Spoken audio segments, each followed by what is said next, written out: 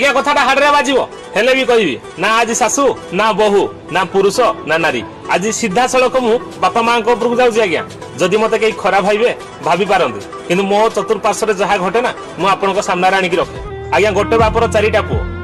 चारिटा जाक पुओ बाड़ो थे माने बैचलर थिले सब ठीक ठाक चलता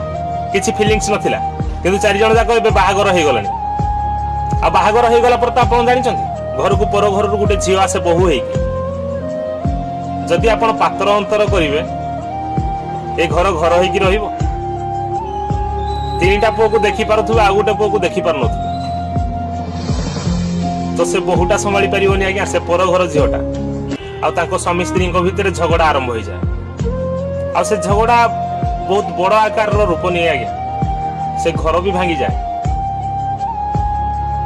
बापा माँ परा चलते ठाकुर तो बापा माँ द्वारा एत बड़ भूल केमती हुए निज ओरसरु निज रक्तरु चारिटा पुआ आज्ञा जन्म कर चारि जन जाको समान भाव देखु देखिए घर स्वर्ग हो आपण तो ये जो पातर अंतर जिनसटा हूँ कलिर मंजी तो जदि ये करुँच ताले से छुआटा को जिते जन्म कले से टंटी चिपी मारिदेवा कथा कहीं भविष्य उद्धार कर